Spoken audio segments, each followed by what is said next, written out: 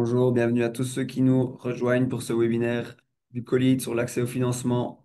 Je vous souhaite à tous la bienvenue pour ce webinaire sur l'accès au financement, le dernier donc d'une série de 4 épisodes sur trouver la bonne opportunité, la bonne option de financement pour son projet de MPME agricole. Et nous sommes aujourd'hui avec Claude qui nous a aider pour cette série de webinaires. Claude, je te laisse la parole pour présenter ce webinaire. Merci à toi. D'accord. OK. Merci, Brice. Bonjour à tous. Bienvenue encore à ce quatrième webinaire qui sera consacré à entrer en relation avec les sources de financement pertinentes. Donc, ce sera un peu ça le sujet que nous allons aborder ce jour.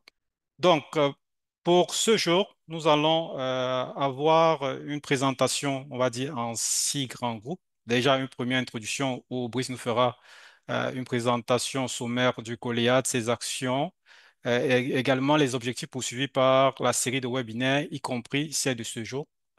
Et puis, nous entrons dans le cœur du sujet où on abordera comment se préparer et déjà entrer en contact avec un bailleur potentiel. Bailleur ici, c'est tous les solutions de financement et les apporteurs de financement que vous pouvez imaginer, banque, microfinance, subventions, avance de trésorerie, avance client, tout ce que vous pouvez imaginer qui concourent à financer votre projet. Donc, on va voir comment entrer en relation avec eux, comment se préparer, et puis on verra comment rédiger un message convaincant. Ce sera principalement le premier message convaincant. On reviendra en détail.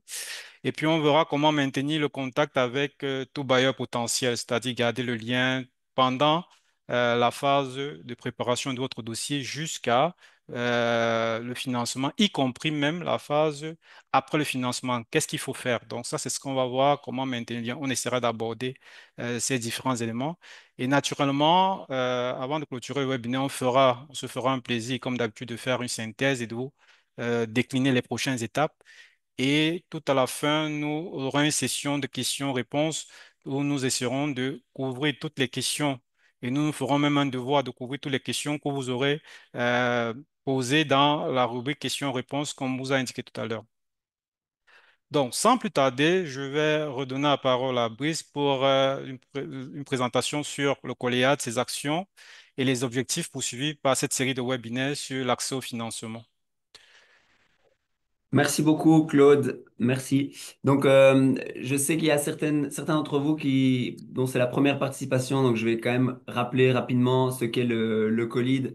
Donc, moi, je suis Brice Moreau, je suis le responsable du département accès au financement pour le Colide. Et le Colide, qui est-ce qu'on est? Eh bien, on est le comité de liaison entrepreneuriat, agriculture, développement. Donc, on est une ASBL du secteur privé dédiée au développement du secteur agricole. On est actif sur du renforcement de capacité pour le secteur privé et le secteur public. Donc, on travaille avec tous les acteurs des chaînes de valeur agricoles. Notre mission, c'est de favoriser la contribution du secteur agricole à l'atteinte des objectifs de développement durable. Et comment est-ce qu'on fait ça? On est à la fois un réseau et une boîte à outils. On est une boîte à outils parce qu'on fournit de l'assistance technique, mais aussi des formations via notamment notre plateforme dédiée et des outils comme des itinéraires techniques, des guides de protection des cultures, des études de marché, etc., etc. On est un réseau aussi parce qu'on est un réseau en fait de 500 membres dans plus de 50 pays, tous des acteurs des chaînes de valeur agricole, et on est dans l'écosystème depuis 50 ans, aujourd'hui avec 80 personnes réparties dans 4 bureaux et de relais nationaux dans littéralement tous les pays dans lesquels on opère. C'est tous les petits points que vous voyez ici sur la carte. On est aussi un réseau de plus de 1200 experts qui ont été sélectionnés et qui sont sous contrat cadre avec nous pour vous aider sur littéralement tous les sujets que vous pouvez rencontrer en tant que PME agricole. Donc santé des plantes, certification, production, mais aussi gestion des affaires et accès au financement, comme on en parlera aujourd'hui. Nos principaux bailleurs, ce sont l'Union européenne et l'Organisation des États ACP. C'est pour eux que nous développons et implémentons ces programmes de développement. Donc ce webinaire, plus particulièrement, il est organisé dans le cadre du programme Fit for Market Plus, qui est financé par l'Union européenne. Alors, si on va à la slide suivante, pour donner une brève introduction, encore une fois, mes excuses à ceux qui ont été présents aux derniers épisodes, on va juste faire un rapide rappel. L'accès au financement, on sait tous que c'est un énorme problème dans l'agriculture. Et c'est pourquoi, au Colide, on a soutenu depuis des années les PME agricoles dans leur quête de financement externe. Comme vous le savez peut-être, pour être prêt à l'investissement et pour obtenir du financement, il y a certaines conditions, c'est un certain nombre de cases à cocher. Et là, ces cases à cocher, elles sont mises sous forme de parcours. La première, c'est avoir un modèle économique viable, c'est-à-dire créer de la valeur. La deuxième, c'est avoir un plan d'affaires. Sans plan d'affaires, je ne peux pas communiquer mon plan et ma stratégie envers des parties prenantes. La troisième, c'est d'avoir un plan financier qui va venir mettre des chiffres et quantifier mon plan d'affaires. Et enfin, la quatrième, pardon, c'est la mise en relation avec des sources de financement qui sont pertinentes pour votre projet. Sans avoir les cases préalables à cette mise en relation, c'est très difficile, voire impossible, d'obtenir un quelconque financement. Alors, pour ceux d'entre vous qui n'ont pas encore de plan d'affaires élaboré ou de plan financier détaillé, bonne nouvelle, on a au Colide développé toute une série de matériels de formation qui vous permet d'avancer dans ce parcours et de vous former. Et alors, pour ceux qui sont déjà prêts avec ce modèle d'affaires viable, le plan d'affaires qu'on appelle aussi business plan et le plan financier, vous êtes au bon endroit. On va se pencher aujourd'hui sur le dernier épisode de notre série pour rechercher et identifier une source de financement et ça nous permettra d'aborder la question de comment rentrer en contact et entretenir une relation avec une source de financement. Alors, si on va à la slide suivante, un bref récapitulatif des différents épisodes de cette série. On a commencé par euh, passer en revue des plateformes qui listent les sources de financement disponibles dans vos régions. J'ai vu une question de Frédéric dans le chat à ce sujet-là. Je vous invite à aller revoir ce webinaire où on regarde quelles sont les différentes sources de financement disponibles grâce à des plateformes dont c'est le job de lister les différentes sources de financement en fonction de différents critères, notamment géographiques. Dans le deuxième épisode, on a fait un état des lieux pour comprendre les différentes options de financement et les critères d'éligibilité de chacune de ces options. Donc, que ce soit de la dette, du financement en fonds propres, des subsides, on les a passés en revue et on a essayé de comprendre quels étaient les critères d'éligibilité typiques liés à ces différentes options de financement. Pendant le troisième épisode, on a regardé quelle était la bonne source de financement ou la bonne option de financement en fonction de notre projet. Donc là, on s'est intéressé un petit peu plus à, en fonction de notre projet, est-ce que je désire me développer? Est-ce que je désire financer un agrandissement de mes activités? Est-ce que je désire financer peut-être mon besoin en fonds de roulement? On a regardé quelle est la source de financement la plus appropriée, l'option de financement la plus appropriée pour ma situation. Et aujourd'hui, une fois qu'on a vu tous ces différents éléments dans le passé, aujourd'hui, on va parler de comment entrer en relation avec les sources de financement. Pour l'instant, les trois premiers épisodes se sont focalisés sur des connaissances techniques pour bien comprendre la situation. L'épisode d'aujourd'hui est un peu différent, il est moins technique, il est plus sur le relationnel et tout le contexte et le contexte humain qui va avec une demande de financement. Voilà. Je vais passer en revue les trois épisodes qu'on a montrés précédemment, en commençant par le premier, en vous donnant juste un petit peu d'informations, notamment pour répondre à la question de Frédéric. Ici, on avait passé du temps à montrer quatre plateformes qui, comme je l'ai dit, listent les sources de financement en fonction de leur localisation, en fonction du type de financement recherché, etc. Voilà. Le deuxième épisode, à la slide suivante, comme je l'ai dit, on a passé en revue les principales options de financement qu'on a regroupées en différents groupes et on a regardé pour chacun d'entre eux les critères d'éligibilité, la documentation, la capacité de remboursement, les garanties, le potentiel de développement, le potentiel de création de l'impact. Et on a regardé pour chacune de ces options de financement qu'est-ce qui est nécessaire de remplir comme condition. Lors du troisième épisode, comme je l'ai dit, on s'est focalisé un peu plus sur où en est mon projet et en fonction de où en est mon projet, vers quelle option de financement est-ce que je peux me tourner. Et là, on avait identifié six grandes dimensions qui me permettent de comprendre où est-ce que j'en suis. La situation de l'entreprise, l'état actuel du projet agricole, est-ce qu'il est mature, est-ce qu'il est encore en phase de développement, le besoin de financement, est-ce que j'ai un petit ou un gros besoin de financement, de combien est-ce que j'ai besoin et quand. Ensuite, la faisabilité financière du projet, est-ce que mon projet est réellement faisable en termes financiers? Donc, est-ce que j'ai prévu les bons montants pour m'engager dans ce projet? Le cinquième élément, les conditions de l'option de financement. Donc, en fonction des quatre éléments précédents, quelles conditions est-ce que je remplis? Bah, par exemple, est-ce que j'ai une garantie ou un collatéral à fournir à une banque qui en aurait besoin? Par exemple, je dispose juste d'un terrain agricole. Malheureusement, beaucoup de banques ne prennent pas en compte les terrains agricoles pour les garanties et les collatéraux. Ils prennent en compte que les terrains résidentiels. C'est un exemple. Et puis, le dernier élément, l'évaluation des éléments non financiers de chacune des sources de financement, c'est-à-dire si je me tourne vers un fonds d'impact, j'aurais peut-être euh, comme service annexe du réseautage ou peut-être de la mise en commun avec des acheteurs, etc., etc. Donc, en fonction de la source de financement vers laquelle on se tourne, on a différentes conditions qui sont liées. Voilà, ça c'est pour les trois épisodes précédents. Et maintenant, pour revenir à l'épisode d'aujourd'hui, si on passe à la slide suivante, voilà. Euh, Pourquoi est-ce que c'est important de s'engager efficacement avec des sources de financement et des bailleurs potentiels? Pourquoi vraiment dédier un épisode, 50 minutes en entier à ce sujet?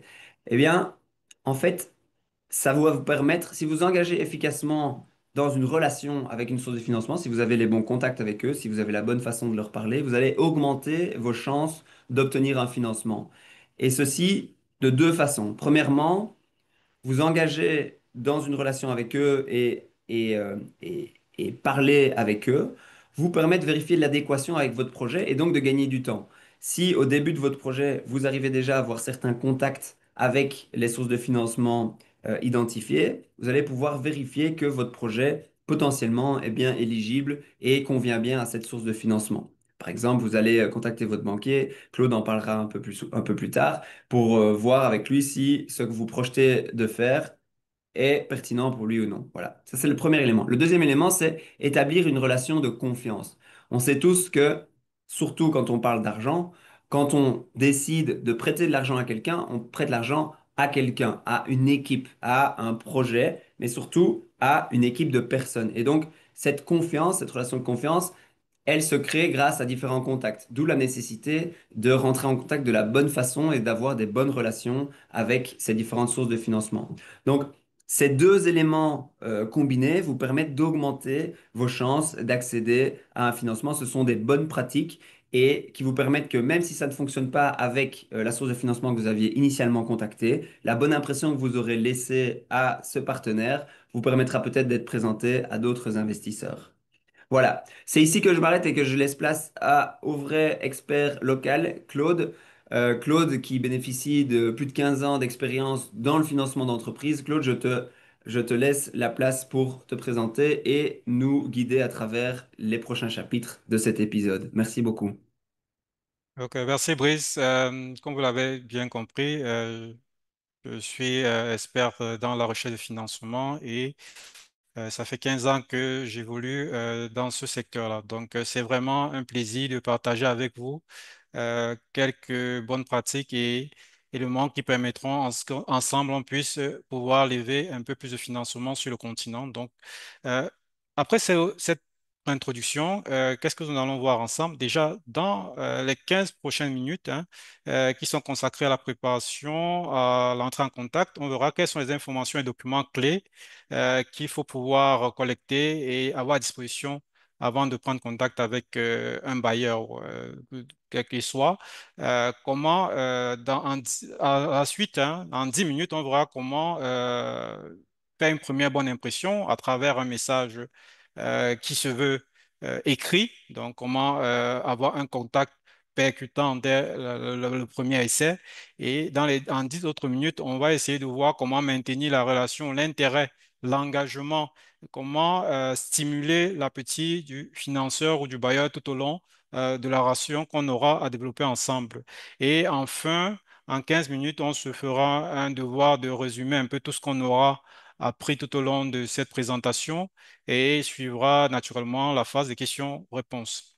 Donc, ceci étant, d'entrée de jeu, passons directement de plein pied dans la préparation à l'entrée en contact avec un financeur, donc un bailleur potentiel.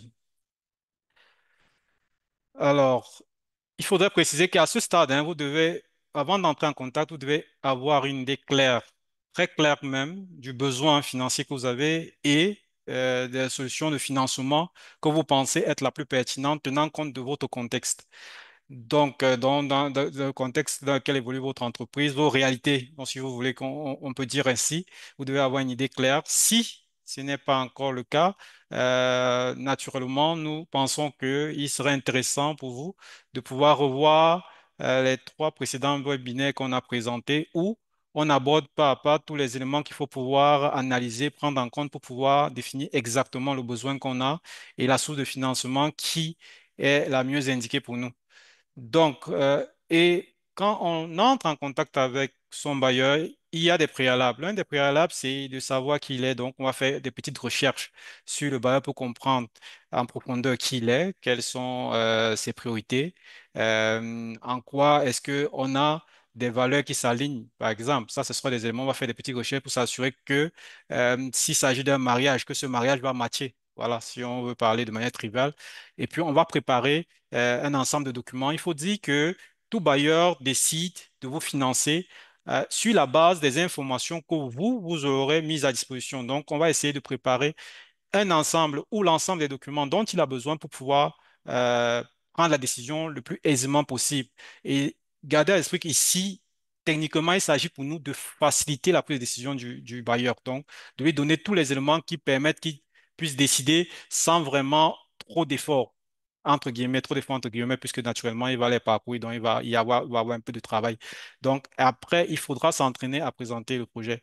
Alors, pourquoi s'entraîner à présenter votre projet? On reviendra plus en détail et vous verrez que c'est un levier clé parce que un bailleur, on peut le rencontrer même après un webinaire comme celui-ci et peut-être qu'on n'aura pas toujours 1 ou 2 heures devant nous. Il faudrait pouvoir le lui présenter très rapidement pour qu'il puisse avoir la volonté de reprendre contact avec vous. Donc, on verra quel intérêt il y a à s'entraîner à présenter son projet et quelle est la bonne méthode pour pouvoir le faire. Donc, ceci étant dit, alors, recentrons un peu le débat sur la recherche d'informations sur le bailleur. Alors, pourquoi faut-il rechercher des informations sur le bailleur qu'on a ciblé, puisqu'on l'a ciblé? Donc, pourquoi faut-il rechercher des informations? En fait, c'est déjà pour nous, pour avoir un gain de temps, c'est-à-dire, on ne va pas engager de l'énergie et du temps à côtoyer un bailleur qui, par exemple, n'est pas intéressé par notre projet. Donc, en faisant des informations, c'est de s'assurer qu'au moins la thématique sur laquelle on intervient ou le projet sur lequel on veut le soumettre sont des thématiques autour duquel il a un intérêt ou il rencontre le plus souvent ou il va souvent à la recherche de projets sur cette thématique. Donc, c'est pour ça qu'il faudra s'assurer pour s'assurer que son profil match avec nos intérêts. Donc, nous verrons ça plus en détail dans le chapitre suivant, mais globalement, dans cette recherche, il faudra connaître qui il est, dans son profil, ses thématiques d'intervention, c'est-à-dire est-ce qu'il est sur la chaîne de valeur, par exemple, sur lesquelles j'interviens, sa zone géographique d'intervention, est-ce qu'il intervient dans le pays dans lequel je me trouve, est-ce qu'il intervient dans la région dans laquelle je me trouve, et quels sont ses décideurs clés? Quels sont ceux qui prennent des décisions, et par exemple, en sachant qui prend la décision, vous savez comment entrer en contact avec lui. Alors, pour pouvoir avoir ces informations, vous pouvez consulter des rapports accessibles sur Internet, donc des rapports disponibles. Vous pouvez échanger avec des experts, tous des membres de la communauté, c'est-à-dire même d'autres entrepreneurs qui ont pris du contact, qui ont eu un contact fructueux ou pas avec ce financeur-là ou ce bailleur-là. Et puis, vous pouvez aussi utiliser l'un des outils les plus puissants aujourd'hui qui est ensemble les réseaux sociaux. Donc, LinkedIn qui est par excellence le réseau professionnel.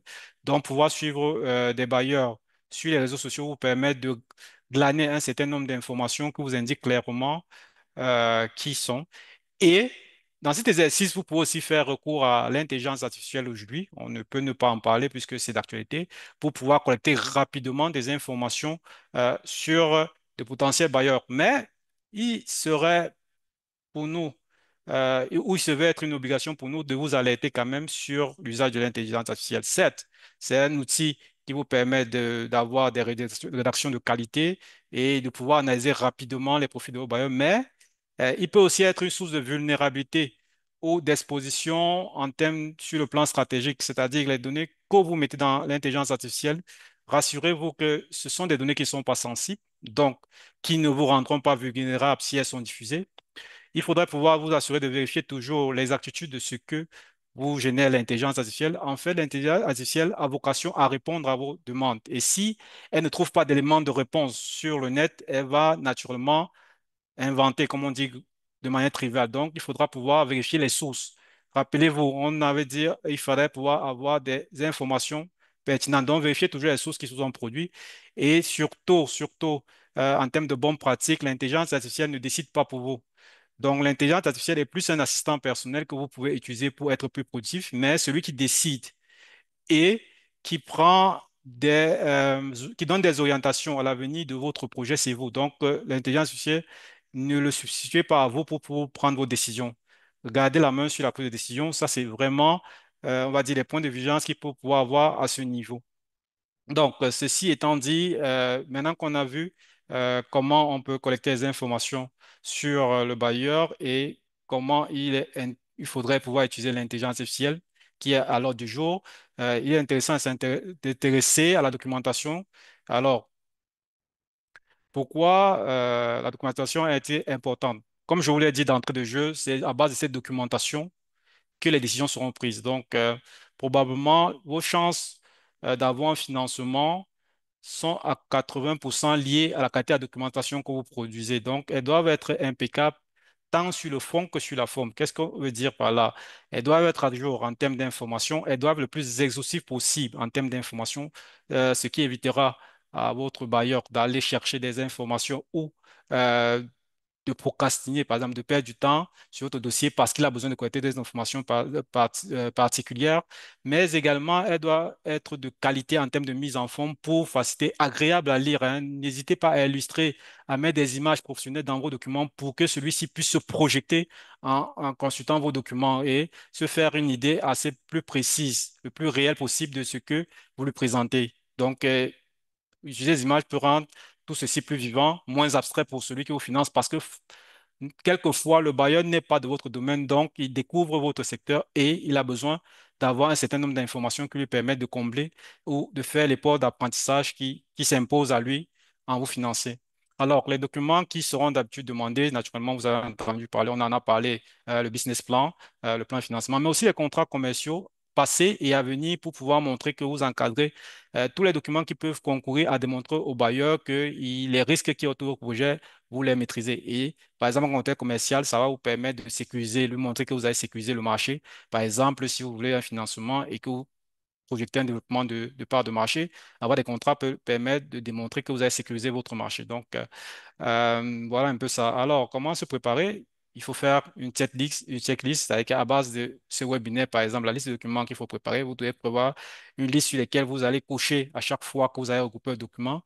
Il faut pouvoir les regrouper à un seul endroit sur votre ordinateur, c'est-à-dire trouver ces documents à jour, n'oubliez pas. Les informations doivent être d'actualité, mises à jour régulièrement à un seul endroit pour pouvoir les fournir rapidement en cas de besoin. Donc, automatiser les documents financiers, c'est-à-dire au-delà d'automatiser, même si vous avez une comptabilité manuelle, avoir la culture de toujours faire ces états financiers en fin d'année, de pouvoir veiller à la conformité en termes d'organisation organisationnelle tout le jour pour pouvoir être à jour le plus possible. Donc, utiliser l'intelligence artificielle pour rédiger ou personnaliser les documents. Mais gardez à l'esprit la vigilance qu'il y a, pas de données sensibles introduites à l'intelligence artificielle, ne pas déléguer la décision à l'intelligence artificielle, c'est vous qui décidez de l'avenir de votre projet, donc vous gardez la main là-dessus. L'intelligence artificielle ne vous permet que de gagner du temps sur la productivité, donc aller plus rapidement, mais ça ne décide pas pour vous et ça ne vous remplace pas. Donc, alors, il faut se dire que vu qu'on est dans un contexte où vous entrez en contact avec votre bailleur, il faut se dire que dès que vous lui fournissez des informations, des documents de qualité. Déjà, pour lui, c'est un gage de professionnalisme et de maîtrise de son sujet. Donc, vous démontrez très rapidement l'intérêt que vous avez pour le financement, c'est-à-dire que vous êtes vraiment engagé à l'avoir et votre capacité à produire des résultats parce que avez pris des informations, vous avez produit une documentation qui s'aligne à tous ses besoins. Donc, il trouve tous les éléments de réponse quasiment au même endroit. Donc, pour lui, c'est vraiment un engagement et une capacité forte à faire des résultats. Donc, il peut déjà se projeter à travers vous, juste en exploitant vos documents, en voyant la qualité ou le temps que vous avez consacré à améliorer la qualité de vos documents. Donc, ceci étant dit, on tombe sur le dernier point qui est celui de s'entraîner à présenter son projet. Alors, pourquoi s'entraîner à présenter son projet? Tout simplement pour démontrer que vous avez la maîtrise de votre sujet, vous savez de quoi vous parlez. Si on vous réveille à 3 heures, même les yeux fermés, vous pouvez dire de manière cohérente comment se développera votre business. Alors, comment s'y prendre? Naturellement, la démarche qu'on va vous préconiser, c'est toujours d'aller d'une idée centrale et d'utiliser une démarche démonstrative, c'est-à-dire pouvoir expliquer à chaque affirmation que vous faites, expliquer le pourquoi et le comment derrière, en un temps très court. Aller à l'essentiel, éviter de bombarder votre interlocuteur d'informations qui ne soient pas pertinentes. Donc, quelles sont les informations clés que je dois fournir et aller directement à l'essentiel, mais en gardant à l'esprit de lui dire le pourquoi et du comment vous faites les choses. Si vous pensez augmenter, par exemple, votre part de marché, c'est parce que vous avez identifié peut-être un fournisseur potentiel avec qui vous avez un contrat et voilà, votre capacité vous permet, par exemple, de couvrir sa demande. Ça, vous avez à peu près, dans un temps court, dit ce que vous avez à dire et c'est cohérent parce que lui, il va plus valider la cohérence. Alors, pour pouvoir le faire, une communication de qualité, alors il faut être la clarté. Donc, le plus faire simple, euh, la pertinence, qualifier l'information que vous voulez mettre en avant. Est-ce qu'il a vraiment besoin de cette information? Le professionnalisme, faire court, comme on disait tantôt, professionnalisme, c'est aller à l'essentiel. Hein. La cohérence, je vous ai dit tantôt, c'est-à-dire qu'on doit pouvoir comprendre le pourquoi du comment. Quand je vous disais d'avoir un argumentaire démonstratif. Donc, c'est pourquoi et comment je fais les choses à chaque fois. Et puis, la proactivité, c'est-à-dire que à force de présenter votre projet, vous devez pouvoir anticiper du mieux possible les informations qui peut avoir besoin ou deviner directement quelles sont les questions qui peuvent suivre. Là, vous démontrez une parfaite maîtrise de votre sujet. Donc, du coup, c'est encore un haut niveau de professionnalisme. Vous franchissez encore un cap dans le professionnalisme que vous pouvez mettre en avant. Donc, nous avons ici présenté un peu des sujets qui peuvent être à l'ordre du jour quand on va prendre contact avec un bailleur. Mais dans ce tableau, il y a des points spécifiques qui pourront être abordés selon le cas. Hein. Selon, il y a le capital risqueur pourra avoir des informations assez spécifiques à son secteur qui sont les stratégies de sortie parce que les capital risqueurs prennent des passeports à votre entreprise et ils vont pouvoir questionner peut-être les stratégies de sortie qu'il faudra pouvoir préparer. Et il y a les banques et microfinances qui vont aborder les questions de garantie. Vous devez pouvoir être en mesure d'aborder ces sujets. Donc, vous devez les avoir également préparés au même titre que vous avez fait pour la préparation, la présentation de votre projet, la préparation des documents et la collecte d'informations pour pouvoir connaître à qui vous intéressez, à qui vous allez vous adresser. Donc, vous allez quand vous partagera les stades naturellement, vous pourrez parcourir en détail ce tableau pour pouvoir voir de quoi on parle pour les cas spécifiques du capital risque, du fonds d'investissement impact et aussi banque et microfinance. Donc, alors, pour s'assurer que vous avez fait une bonne préparation avant d'entrer en contact avec votre financeur potentiel, votre bailleur, banque, microfinance, société d'investissement en capital risque ou fonds d'investissement impact, serait intéressant, sur la base de cette présentation, de faire une checklist hein, des vérifications que vous allez faire. Alors, il s'agira pour vous de vous assurer d'avoir fait des recherches préalables sur la source de financement. Est-ce que je l'ai fait? Vous cochez en voyant si vous avez répondu aux questions qui sont là, ces questions-ci. Et puis, la préparation des documents, est-ce qu'elle est exhaustive? Est-ce que j'ai vraiment tout parcouru? Vous cochez. Euh, L'entraînement à se présenter, est-ce que j'ai présenté mon projet? Alors, pour se présenter, n'oubliez pas, c'est itératif. À chaque fois, n'hésitez pas à vous améliorer. C'est pas une fois, on s'arrête. Essayez de vous améliorer. Et en fonction des questions que vous pouvez avoir en retour dans les premières présentations, essayez d'affiner pour aller à l'essentiel parce que ces questions, le plus souvent, quand on rencontre plusieurs bailleurs, se répètent. Donc, alors, et il y a aussi des éléments qui sont, on va dire, optionnels qui peuvent être à l'ordre du jour. Si j'adresse je m'intéresse à des barrières particuliers qui sont la question est sortie pour le capital risque. Est-ce que j'ai réfléchi dessus? Est-ce que la proposition qui va me faire, je va en adéquation avec ce que je suis prêt à accepter? Alors, les preuves d'impact, comment je démontre le résultat non financier que je m'engage à produire si je mobilise une subvention, par exemple le nombre d'emplois, comment j'arrive à démontrer, l'emploi décent, comment j'arrive à démontrer, et puis les garanties, est-ce que j'ai la garantie qu'il faut?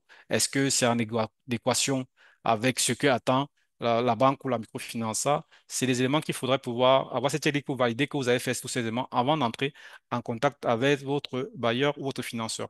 Alors, une fois que nous avons fait ceci, il est question de prendre contact. Alors, il faut faire une bonne impression. Et comme vous le savez, pour la bonne impression, on n'a jamais deux fois la chance de faire une première bonne impression. Alors, c'est encore plus compliqué quand il s'agit d'un message écrit. Donc, tout l'intérêt de cette partie, c'est vous donner des techniques qui vous permettront euh, même à travers un message écrit, parce que là, il n'y a pas de contact visuel, donc c'est un peu plus compliqué, de pouvoir faire une très bonne impression dès votre premier message. Donc, tout l'intérêt de cette partie, on va voir ensemble. Dans cette partie, nous allons travailler sur un cas de figure, donc on reviendra en détail là-dessus. Donc, alors, pour pouvoir faire une bonne présentation à travers le message, il est intéressant déjà d'avoir un message clair. On doit dire 7 premières secondes ce que vous voulez. Donc, c'est ça, clair et concis. Vous devez pouvoir aller à l'essentiel. Il faudra avoir une proposition de valeur, c'est-à-dire vous êtes dans une relation d'affaires, donc c'est des partenaires gagnant-gagnant. Il faudrait pouvoir montrer à votre interlocuteur ce qu'il a à gagner. Quels sont ses intérêts? Comment est-ce que vous préservez ses intérêts dans dans le financement que vous sollicitez? Qu'est-ce que lui, ça lui apporte? Est-ce que ça a une adéquation avec la contrepartie qu'il sollicite? Donc, démontrer cette crédibilité. Est-ce qu'on peut vous faire confiance? Est-ce que vous avez la maîtrise des risques euh, qui vont être déclenchés, qui sont induits par le financement que vous sollicitez? Et enfin, appel à l'action. À chaque fois que en tant que d'un bailleur, vous devez pouvoir ensemble proposer, on va dire, proposer les prochaines étapes.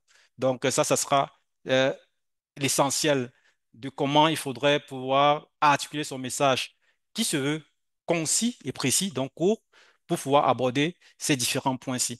Donc, alors, dans le cadre de ce webinaire, nous allons nous focaliser sur deux exemples. Mais à la suite, dans la présentation qui vous sera envoyée, nous enrichirons les deux exemples que nous avons vus aujourd'hui de deux autres exemples qui vous permettront d'avoir quatre variantes de messages parce qu'il n'y a pas de message passe-partout. Ça, c'est important. À chaque bailleur, à chaque interlocuteur, il faudrait pouvoir adapter son message et le personnaliser. C'est tout l'intérêt même de faire la recherche préalable, de savoir qui sont les décideurs et quelles sont leurs sensibilités. N'oubliez pas, les éléments qu'on voit sont liés et il y a une interconnexion entre tous ces éléments, la prise d'information, la préparation et la rédaction du message, parce qu'après, il faut pouvoir avoir pour chaque interlocuteur des messages personnalisés à articuler autour d'un certain nombre de variables sur lesquelles il est sensible. Donc, ceci étant dit, pour le premier cas, on va s'intéresser à une entreprise ivoirienne qui va solliciter une avance client dans le cadre d'un contrat et qui n'avait pas prévu d'avance et qui va s'exercer à solliciter une avance client parce qu'il veut payer son personnel et acheter des emballages spécifiques. Donc, alors, pour que ceci soit pratique, je vous donne 1 minute, hein, 1 minute pour pouvoir parcourir rapidement le mail là, qui est la demande pour demande d'avance pour la fourniture de manque. Donc, je vous donne 1 minute pour le lire. N'hésitez pas à me mettre des pouces dès que vous avez fini de lire. Et ensemble, hein, après la lecture, on va décrypter le message pour voir quels sont les éléments clés sur lesquels s'est appuyé ce fournisseur-là pour solliciter l'avance auprès de son client alors que ce n'était pas prévu dans le contrat. Donc, prenez le temps de lire et envoyez-moi des pouces bleus dès que vous avez fini.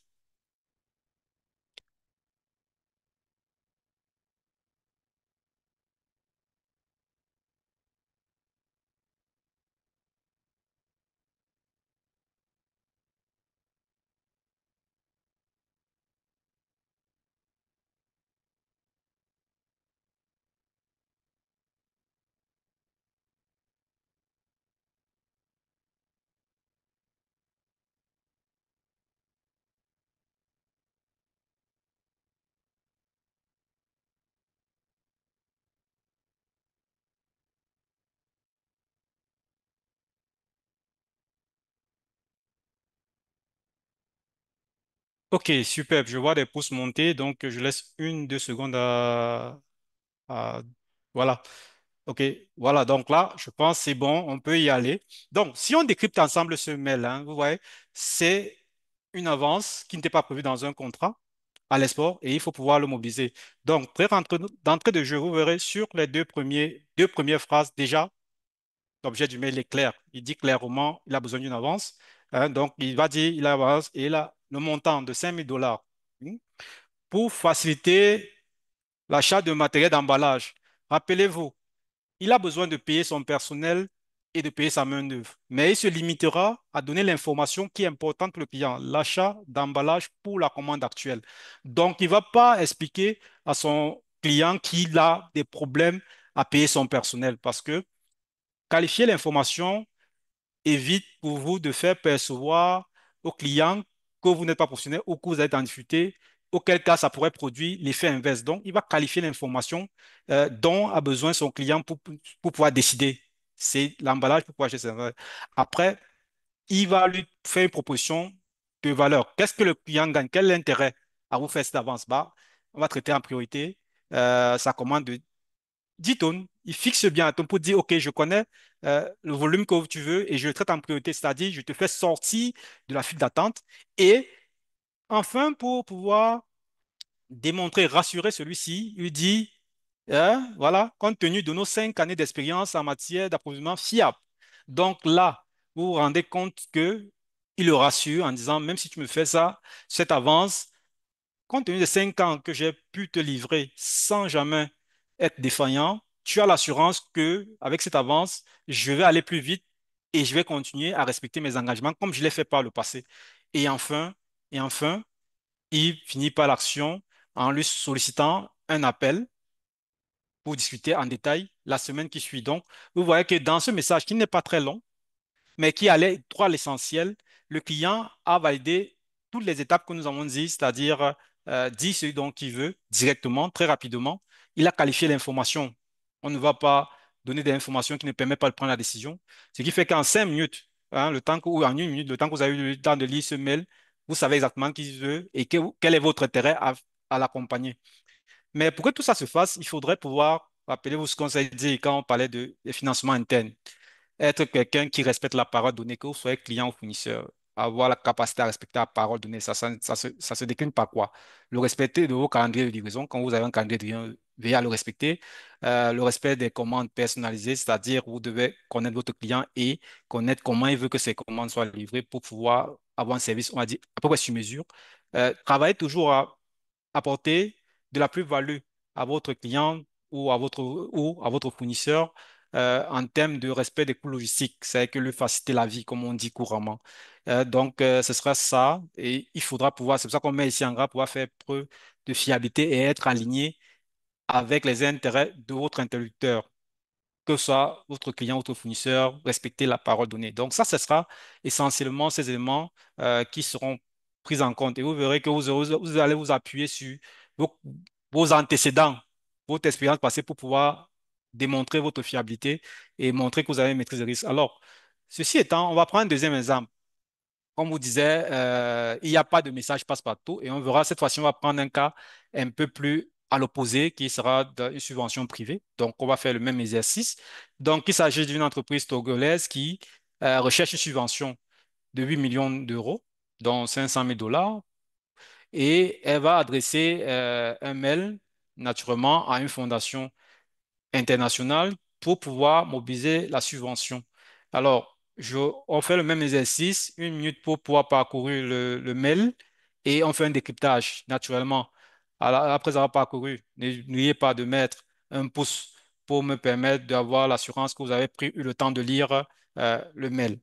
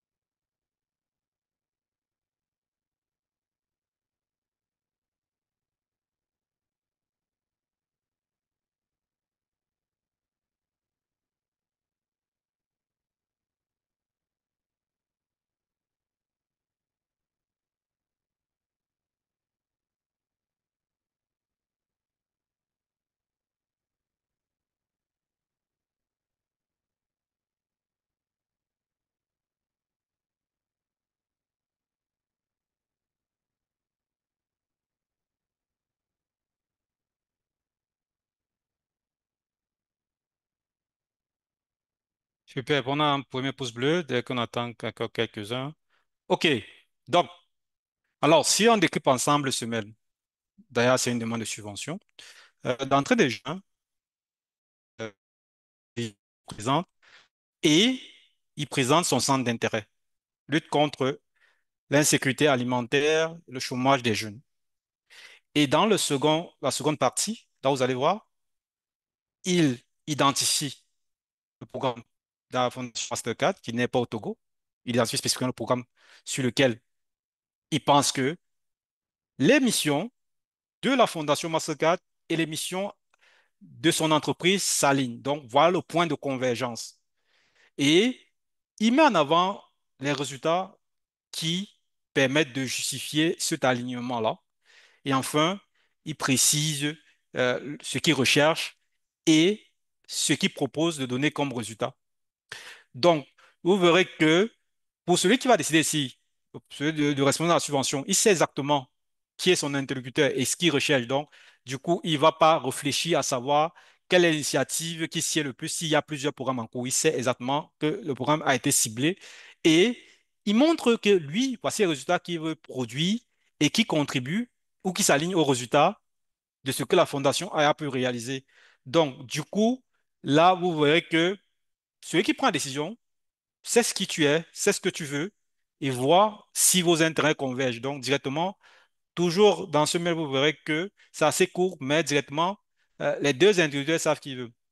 Donc, et là, il démontre clairement l'impact, parce que quand vous êtes sur un bailleur comme une subvention, euh, il faut pouvoir, et ça, c'est connaître, qualifier son interlocuteur, c'est ça. Il est trop souvent arrivé que euh, dès, à la recherche d'un financement, on promette à un fonds d'investissement une rentabilité de 30, je dis n'importe quoi, 30, déjà on sommes allés jusqu'à 40% de retour sur investissement, alors que ce qui l'intéresse, c'est des résultats non financiers en termes d'emploi, en termes d'impact social, en termes d'impact environnemental.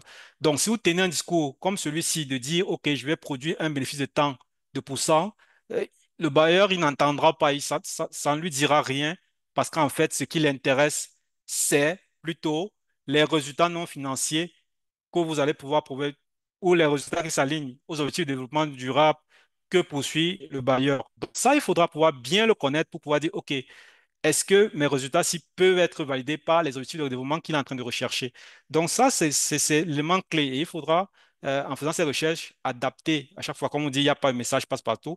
Donc, d'un bailleur de subvention à un autre bailleur, le message peut être revu. Mais il faut toujours pouvoir démontrer vos points de convergence, l'intérêt et les résultats doivent être alignés avec le type de résultat que lui recherche.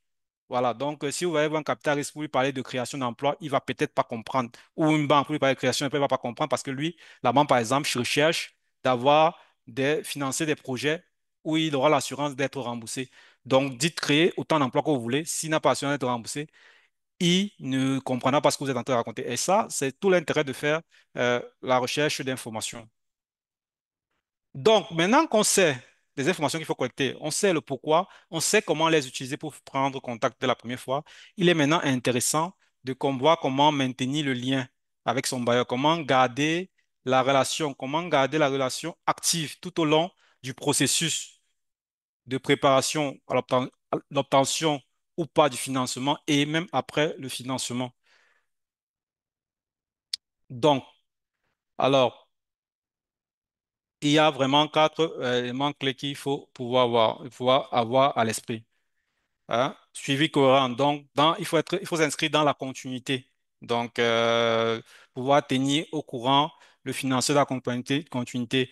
C'est pas à prendre contact et puis disparaître pendant 3 mois avant de réapparaître. Ça, il faudrait pouvoir faire un suivi cohérent. Donc, une communication réactive. Pour faire simple, hein, quand vous écrivez pas un mail aujourd'hui, vous revenez répondre 1 ou 3 semaines plus tard. Donc ça, c'est ça, une communication réactive. Soyez le plus réactif possible sur les mails. Même si vous n'avez pas les éléments de réponse, comment le traiter, on verra ensemble. Donc, respectez le temps de décision. Chaque dispositif de financement a un temps pour prendre la décision. Essayez de vous informer dessus et attendre ce temps-là avant de faire des relances. Ne relancez pas toutes les 24 heures parce que vous êtes dans l'urgence. Ça peut être contre-positif. Et puis construire une relation durable parce que le bailleur est libre de dire oui ou non. Ça fait partie du jeu. Et il faut savoir comment rebondir quand non. Ça, c'est le plus important. Au-delà du oui, un oui aujourd'hui peut être un non demain.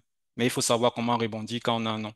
Donc, ça, ce sera la chose qu'on va voir. Donc, en termes de suivi cohérent, c'est avoir un calendrier de suivi, c'est pouvoir tenir le bail informé de votre actualité, on va dire au moins une fois par mois, ou tous les 2 semaines.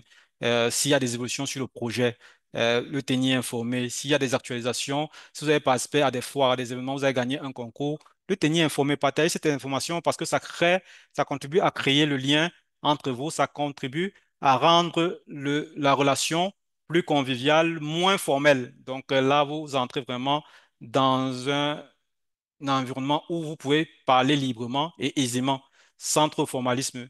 Et pour pouvoir prendre une décision, ce sont des hommes autour d'actions de financement, que ce soit du bailleur, que ce soit du autre côté. Ce sont des relations humaines dont pouvoir tenir informé permet à construire ce lien-là. Donc, une communication réactive, c'est prompt à répondre à toutes les sollicitations que vous formule un bailleur. Très souvent, j'ai vu pendant la présentation d'un projet, un bailleur dire, reposer une question et euh, quelqu'un qui recherche financement lui dire, ben, je viens de vous répondre à l'instant. En fait, si vous posez la question, c'est qu'il n'a pas très bien compris. Et ce que vous avez percuté, c'est qu'il n'a pas très bien compris. Prenez le temps de reformuler en d'autres termes ou de simplifier parce que je vous ai dit, ce ne sont pas forcément des techniciens, donc ils peuvent ne pas comprendre certains éléments et les expliquer de manière basique peut les permettre de mieux comprendre parce que leur intérêt, c'est de pouvoir prendre des décisions judiciaires. Ils ont besoin de comprendre et pouvoir répondre réactivement aux mails. Si vous n'avez pas d'éléments de réponse, n'hésitez pas à dire, je n'ai pas d'éléments actuellement, mais je m'engage à vous répondre sur tel délai et respecter ce délai-là. Donc, c'est ça là, ce type de communication. Donc, respectez leur temps de décision. Je vous ai dit, comme on a dit tantôt, si on vous a dit la durée d'octroi d'un financement, c'est 3 semaines, ne relancez pas avant les 3 semaines. C'est quand ça dépasse que vous pouvez relancer pour savoir ce qui se passe. Est-ce qu'il y a un blocage? Est-ce qu'il y a un besoin d'informations complémentaires? Ça, même quand vous relancez, c'est savoir si il y a un blocage et comment vous faites pour le lever. Là, il vous dira clairement. Mais ne la harcelez pas, hein, ne la harcelez pas. Si vous voulez, pour lui faire un coucou, envoyez ces communications non formelles, partagez votre actualité pour qu'il sache que vous existez, mais ne la harcelez pas. C'est une manière positive de harceler sans qu'on ne le perçoive parce qu'on sait que vous êtes là, on sait que vous êtes à côté. Donc, et cette communication-ci, mais n'allez pas dire où on en est avec le crédit, machin truc. Non, c'est pas, c'est vraiment, il faut respecter ce délai-là. Et construire une relation durable. Donc, n'hésitez pas à aller suivre hein, sur les réseaux sociaux, de passer de temps en temps discuter avec votre gestionnaire en compte, de gestionnaire de compte à la banque. Hein. Pas forcément quand vous avez besoin du financement, même quand vous n'en avez pas besoin, lui dire bonjour de temps en temps, partager un peu d'actualité sur votre projet. Même après financement, échanger de temps en temps avec lui, ça peut être intéressant. Donc, pour ce résumé, après avoir vu tout ça, pour voir qu'est-ce qu'on retient si on se permet de faire une synthèse. Donc, on va dire, pour pouvoir entrer en contact avec son bailleur, banque, microfinance, tout ce que vous pouvez imaginer, investisseur potentiel, tout ce que vous pouvez imaginer, il est important de se préparer à l'avance, c'est de savoir qui il est, à quoi il carbure, à quoi il carbure, quels sont ses centres d'intérêt, qui décide.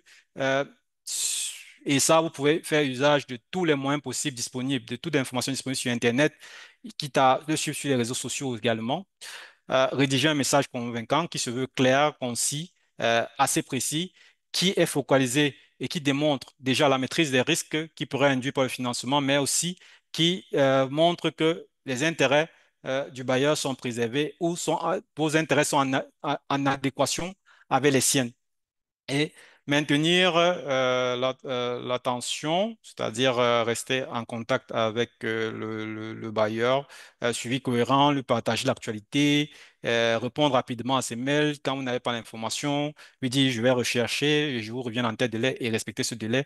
Soyez fiable, ayez une parole fiable, on va dire ça comme ça. Respectez toujours la parole donnée. Ça sera aussi un mot d'ordre qui sera à avoir à l'esprit quand vous échangez avec un bailleur. Et surtout, soyez le plus transparent possible. Donc, quand vous avez franchi toutes ces étapes pour pouvoir vous financer, qu'est-ce qui va se passer? Bah, naturellement, le bailleur va faire vérifier les informations que vous avez produites, puisque les informations viennent de vous. Il va quand même faire des vérifications préalables pour s'assurer que toutes ces informations sont tangibles, vérifiables et sont pertinentes pour pouvoir l'aider à prendre une décision parce que pour lui, sa crainte, c'est d'éviter de faire des erreurs. Donc, il va avoir un temps de vérification. Et par la suite, hein, vous allez pouvoir échanger sur les conditions ou est-ce que vous êtes vos conditions de finance, des conditions de financement qu'ils vous proposent sont en adéquation et après, il faudra conclure l'affaire. Ça veut dire que c'est la mise en place du crédit. Et ça, il faudra pouvoir vraiment veiller à ce que tout soit formalisé. Ici, un seul mot d'ordre, veiller à formaliser tous les éléments. Surtout, par exemple, on a vu des cas de découvert, par exemple, pour des crédits de campagne où c'est pas formalisé. Et la question des intérêts, quand vous avez des retards d'encaissement, les intérêts de retard, quelquefois, divisent. Donc, avoir tout ça formalisé vous permet, vous, de vous prémunir aussi des éventuels risques qui pourraient prévenir, tels que une échéance en impayé et qui générait des intérêts de retard, il faudrait que vous sachiez à quoi vous attendre. N'oubliez pas que dans on n'a pas des options de financement, on s'est dit clairement, il faut pouvoir avoir l'assurance que même euh, au cas où les choses se passent pas très bien, on peut absorber tous les, les dégâts que pourraient, dégâts entre guillemets, hein, tous les irritants qui pourraient survenir du fait que les choses ne se sont pas passées comme prévu. Et Dieu sait, c'est que vous êtes des entrepreneurs, à chaque fois, plusieurs fois, les choses ne se passent pas vraiment comme on a prévu pour des raisons qui parfois ne dépendent pas de nous. Donc, pouvoir vous assurer que quand les choses ne se passent pas très bien, que vous avez la maîtrise des conséquences et que vous pouvez y faire face. Et enfin, gérer les rejets. Je vous ai dit tantôt qu'un oui aujourd'hui peut être un non, comme un non aujourd'hui peut être un oui. Je me souviens encore d'un entrepreneur qui a sollicité un fonds d'impact et qui a pu avoir son financement qu'après la quatrième tentative. La première tentative, il n'a pas été financé parce qu'il n'était pas suffisamment mature. Donc, le niveau de chiffre d'affaires ne les intéressait pas ou la capacité à créer de l'emploi ne les intéressait pas. Il n'était pas encore apte. Après, il a le troisième, je crois, il m'avait dit, on le trouvait, il n'y avait pas de diversification. Donc, il faisait un produit standard, on ne voyait pas comment il pouvait se démarquer des concurrents. Donc, il a dû travailler, il a élargi sa gamme produit, il a travaillé sur son emballage, il est rentré. Et au troisième, non. À la quatrième tentative, il a eu son financement. Mais vous voyez que tous les noms qu'on lui a envoyés ou tous les rejets qu'il a eus, il s'est toujours intéressé au pourquoi du rejet et il a travaillé à améliorer tout ce qui lui était critiqué parce qu'il avait un objectif dans la tête, c'était pouvoir avoir son financement. Et aujourd'hui, je pense qu'il est assez content et il pense aujourd'hui travailler à avoir mieux, à trouver un second financement plus intéressant. Donc et là, il partage forcément son actualité avec de potentiels financeurs hein, qui sont intéressés à son projet. Donc la question de recherche et financement est un exercice continu. C'est pas en une seule fois que ça se fait. Donc, alors, ceci étant, je vais laisser la parole à Brice pour la synthèse sur cette partie. Un grand merci Claude. C'était une session qui était, je trouve, très intéressante parce que moins technique et plus dans le quotidien et dans le concret de comment ça se passe très concrètement, les contacts qu'on peut avoir avec ces sources de financement, les surprises qu'on peut avoir. Et donc merci pour toutes les clés dont tu as pu nous faire part durant cette session aujourd'hui. De mon côté, j'aimerais ajouter peut-être une ou deux remarques avant de poursuivre.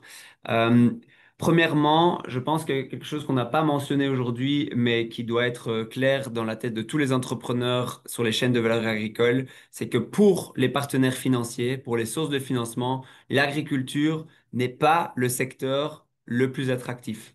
Et donc, il faut en avoir conscience avant de s'adresser aux différents partenaires financiers. L'agriculture est un secteur risqué, vous le savez, sujet aux aléas climatiques, sujet aux changements de politique, sujet au risque de transport, sujet au risque de tout ce qui est périssabilité. Donc, voilà, c'est un secteur qui est difficile et pour les sources de financement, il y a d'autres secteurs qui sont peut-être plus attractifs. Donc, il incombe à tous les participants, tous les agriculteurs et tous les managers de sociétés actives dans l'agriculture de se rendre compte que c'est à nous de faire 2 fois plus d'efforts pour être attractifs pour des sources de financement. Et je pense que la session d'aujourd'hui va dans ce sens-là en donnant les bonnes pratiques. Donc, premier message, c'est l'agriculture n'est pas le secteur qui est le plus attractif pour les sources de financement. À nous de doubler d'efforts pour pouvoir quand même accéder à du financement. C'est possible. Claude a des très bons exemples, on en a aussi. Et donc, il est possible d'y accéder. Le deuxième élément, c'est que toutes les informations qui ont été partagées aujourd'hui, ce sont finalement des bonnes pratiques qui sont applicables à tous les types de partenariats, que ce soit pour les sources de financement, mais aussi pour des potentiels clients, pour des potentiels fournisseurs de services, fournisseurs d'intrants. Ces bonnes pratiques, répondre en temps et en heure, être constructif dans les échanges, avoir une bonne communication, documenter les différentes actions, tout ça, ça s'applique à tous vos partenaires, toutes vos relations de manière générale. Et donc, je pense que ces conseils étaient d'autant plus précieux. Et puis, mon dernier point avant de passer à ce que Colide offre, c'est que au même titre que l'agriculture est un secteur où il faut être patient, il faut prendre du temps pour faire mûrir un arbre, que ce soit d'avocat ou de mangue. Il faut parfois plusieurs années avant que les fruits arrivent et parfois ils ne sont pas là. Mais c'est pas pour autant qu'il faut abandonner. Il faut continuer à appliquer les bonnes pratiques. Et comme l'a dit Claude, un non aujourd'hui est peut-être un oui demain. Et votre crédibilité est votre meilleur atout pour obtenir du financement. Cette première impression, et même cette impression de manière générale que vous faites à vos partenaires, c'est quelque chose qui peut vous amener très loin. Et donc, tout comme vous nourrissez vos arbres fruitiers, je vous invite à nourrir les relations de la même façon parce que c'est comme ça que ça donne des fruits. Voilà, ça c'est pour ce qu'il en était de la séance d'aujourd'hui. Maintenant, j'aimerais faire juste un petit ajout sur ce que le Colide offre au-delà du soutien à la préparation à l'investissement. Donc, c'est pas quelque chose qu'on a montré aujourd'hui, mais on a toute une série de matériels pédagogiques sur l'accès à l'investissement qui démarre par un webinaire d'1 heure qui est très bien fait sur démystifier ce que c'est l'accès au financement qui vous permet vraiment de prendre du recul, de vous dire combien de temps ça prend d'accéder à du financement, quelles sont les grandes bases, etc. En 1 heure, ce webinaire répond à toutes ces questions. C'est celui que vous voyez ici en numéro 0. Ensuite, vous avez les 3 épisodes que j'ai déjà mentionnés en début de webinaire. Et puis, vous avez aussi toute une série de cours en auto-apprentissage sur notre plateforme d'apprentissage en ligne, dont le lien est disponible dans le chat, on va le fournir maintenant. Sur cette plateforme, vous trouverez des cours de différentes longueurs sur les grands thèmes de la gestion de l'entreprise. Donc, vous verrez introduction à la gestion de l'entreprise, comme vous le voyez ici, comptabilité, gestion financière, développement des entreprises, marketing, ressources humaines, vente. Voilà, on essaye de créer des cours sur toutes les thématiques qui sont importantes pour vous en tant que chef d'entreprise. Les cours en auto-apprentissage sont généralement des cours d'introduction pour obtenir des cours collectifs, donc avec un expert qui sera là pour animer un cours. Il faut faire une demande d'accompagnement et pour faire cette demande d'accompagnement, on va également partager un lien qui vous permet d'accéder, du coup, de remplir un questionnaire et de peut-être accéder, si vous êtes sélectionné, à de l'accompagnement là-dessus. Voilà, tout ça pour vous dire que le Colide est présent pour vous fournir tout le matériel pédagogique nécessaire et que sur demande et acceptation de notre part, il est aussi possible de bénéficier d'assistance technique, donc de support expert sur certaines thématiques. Aujourd'hui, on était principalement sur l'accès au financement. Ceci clôture notre série de 4 webinaires sur identifier et sélectionner une source de financement qui est pertinente pour mon projet agricole. Si on passe du coup, oui, sur cette slide, on va faire un petit sondage rapide pour savoir si on a répondu à vos attentes ou pas. Ce petit sondage apparaît sur votre écran maintenant. Ce webinaire vous a-t-il aidé à apprendre ce que vous voulez savoir? Soit oui, j'ai appris tout ce que je voulais, soit en partie, mais j'ai encore des questions. Et si c'est le cas, n'hésitez pas à les préciser dans la partie questions et réponses. Soit non, je n'ai pas appris ce que je voulais et ce serait bien dommage, mais on est du coup intéressé de savoir ce que vous vouliez apprendre et merci de nous en faire part. Voilà, ça c'est un premier sondage très rapide Il faut savoir qu'on va aussi, on va aussi vous envoyer un email de suivi avec un questionnaire un petit peu plus poussé et on vous serait vraiment très, très, très reconnaissant d'y répondre parce que ces questionnaires, les réponses à ces questionnaires nous permettent, nous, de adapter notre approche, adapter notre matériel pédagogique, créer plus de webinaires comme celui-ci et donc mieux vous aider à accéder à du financement. Donc, si vous en avez l'occasion, merci d'avance de remplir ce questionnaire qui vous sera envoyé par email. Ici, j'ai les résultats devant moi. Donc, on a 80% des participants aujourd'hui qui nous disent qu'ils ont appris tout ce qu'ils voulaient et puis 20% qui nous disent qu'ils ont appris en partie ce qu'ils voulaient, mais ils ont encore des questions. Auquel cas, on vous invite à les noter dans la partie questions et réponses ou dans le chat. Merci beaucoup et je propose qu'on passe à la partie, du coup, questions et réponses. Alors, j'ouvre cette partie maintenant. N'hésitez pas à nous faire part de vos questions dedans. Donc, on a des questions de la part de Robert.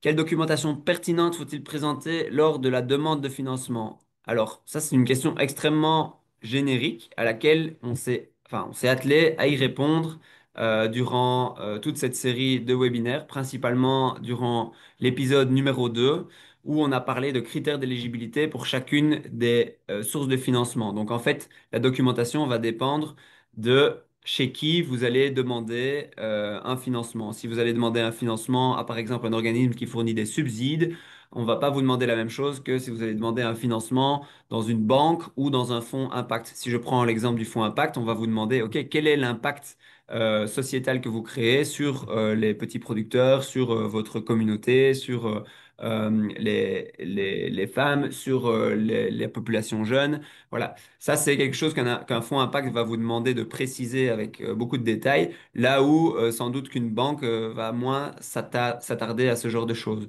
Donc la documentation dépend vraiment de votre projet et de la source de financement à laquelle vous allez demander.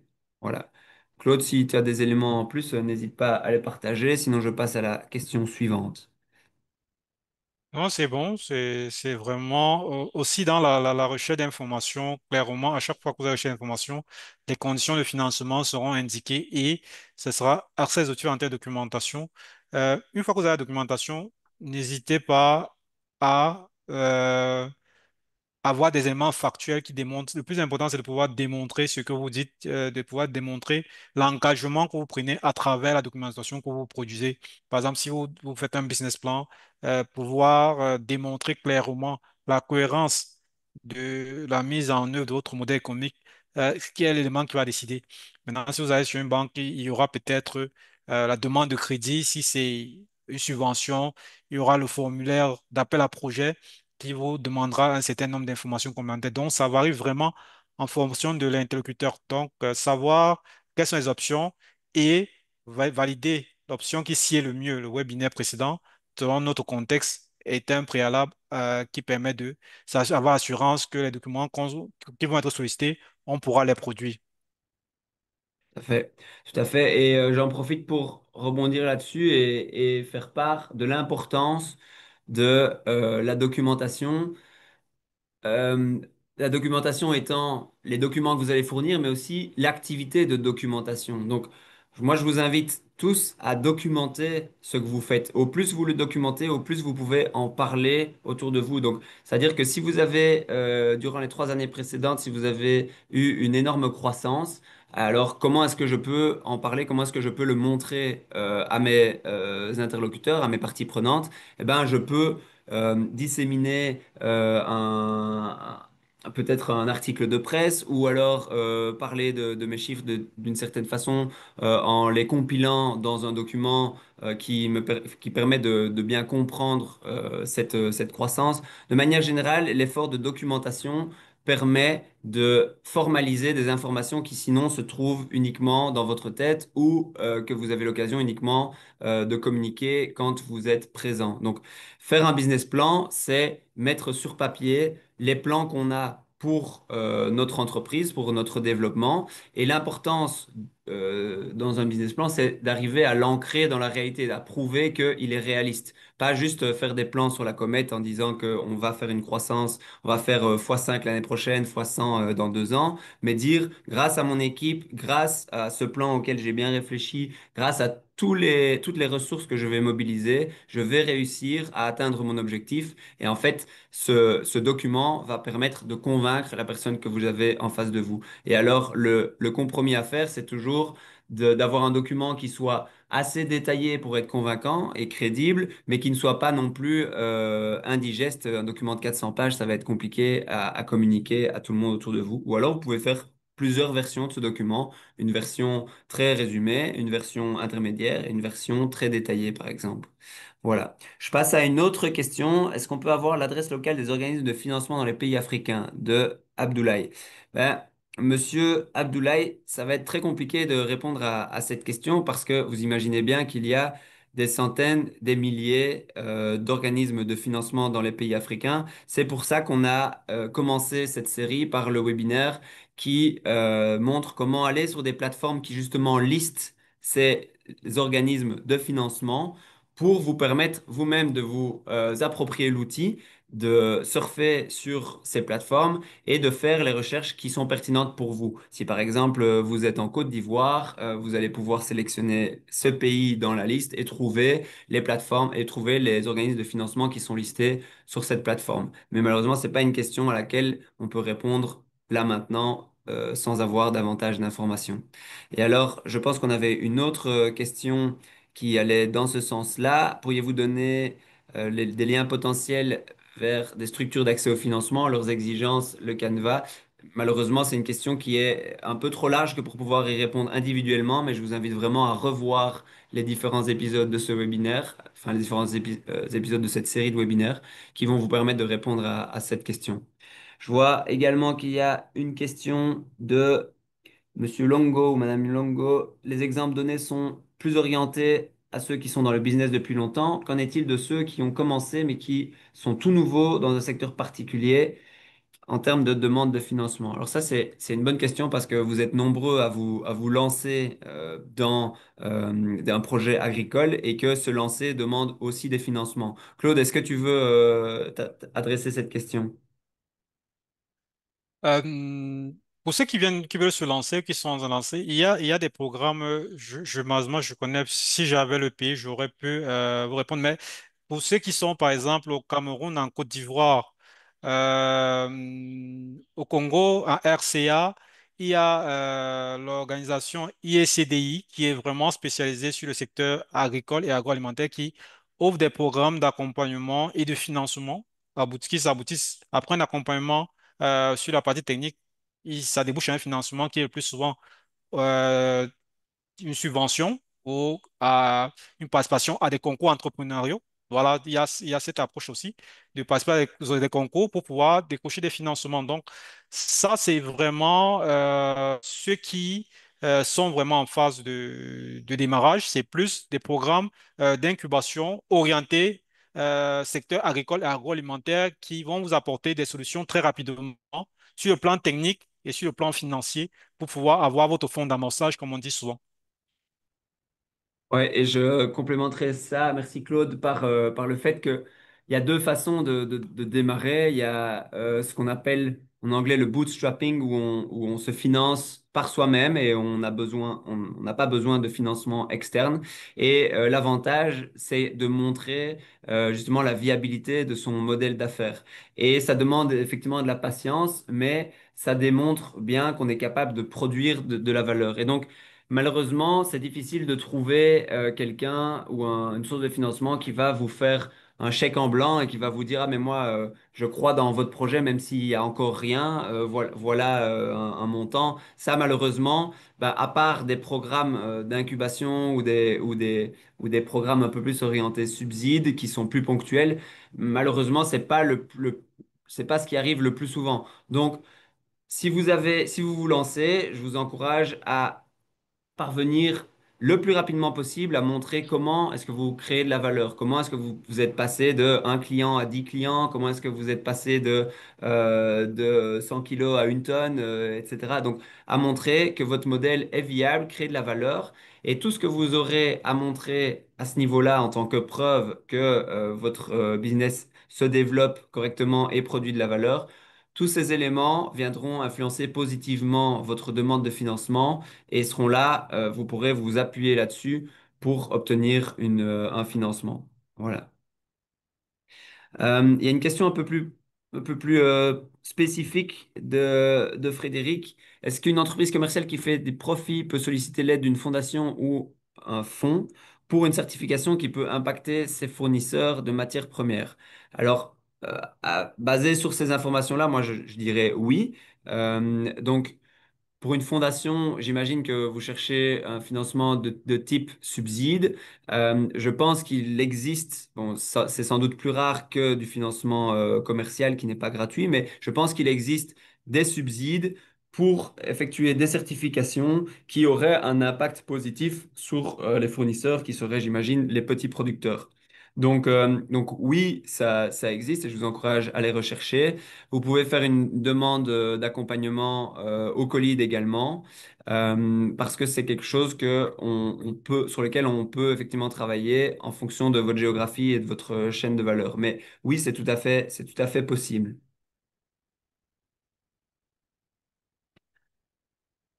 Voilà. Je ne vois pas de questions supplémentaires et je vois qu'il est 3h15 en tout cas à l'heure de la Belgique. Euh, Je vous remercie tous pour votre participation aujourd'hui et vos questions qui étaient très intéressantes.